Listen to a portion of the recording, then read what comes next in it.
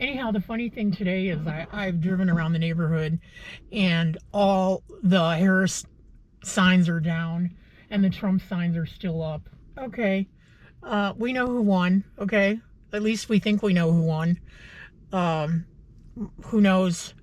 I don't want to sound like a conspiracy theorist, but I don't know. I think it was Alan Lichtman that said there was something like 13 million missing votes.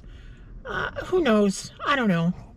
I will tell you this. I have participated in, I don't know, 13 elections, 10 elections, something like, presidential elections. Um, I've been around that long. I was too young to vote in some of them. You go going way, way back. And then there was probably a few during my 20s that I didn't take any interest in because I had other things going on in life. But I got back involved pretty good in my 30s and on. And I I've backed a loser before. It's not going to be my first time, and it's not going to rock my world that much that I don't know how I'm going to go on. Oh dear God, how do we go on? Well, you got the next 4 years to plan your next move.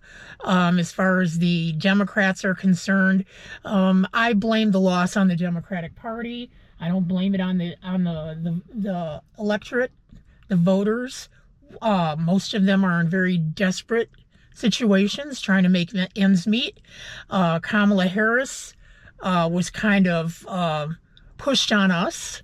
Well, let's not say kind of. She was pushed on us, and we were delighted to support her because she could string a sentence together after that horrifying debate between Joe Biden and Donald Trump. We never were given the opportunity to have a proper primary. It was a given. It was going to be Joe Biden or whoever the next anointed candidate of the Democratic Party is. That's who we were going to support. And that's where the Democrats always shoot themselves in the foot. The Democratic Party members always go along. They just roll over and go along. There are all kinds of talented people in the Democratic Party that could have been viable candidates, that could have won the election, that could have beat Trump. But no, they weren't given the opportunity. I mean, okay, I'm not a big fan of RFK Jr., but look what the hell the party did to him. Okay, he had to leave. It was so bad he had to leave. For the next 4 years, the Democrats have to regroup and fix their broken party. Because you've got to start listening to the people.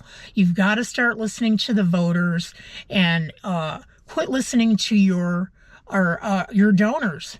Okay? Wow. Can you imagine how badly she lost after having all those surrogates? Barack Obama, Michelle Obama, all the Hollywood elite. Everybody came out to back her. And she lost terribly. Okay? I will say this much. The Democrats do roll over graciously. I give them that. They roll over graciously. Okay? I don't think there's going to be a fight. I mean, unless there's something going on behind the scenes that we don't know about.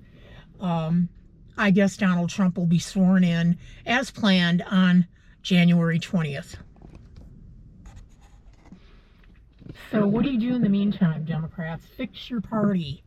Fix your damn party. Okay? Quit forcing these candidates down our throats that we wouldn't have voted for in the first place. Give us somebody that can win an election. All right? Joe Biden, God bless him, nice guy. I'm sure he's a wonderful man. He didn't step down soon enough. He should have never run for re-election. And, his reason for running, well, if I recall, I think he said he decided to run again because Donald Trump decided to run again. And he thought he was the only one who could beat Donald Trump. Can you imagine that? Wow. Nobody else in this country could beat Donald Trump. Okay. This is what you get. This is what you get, Democrats. Get a clue.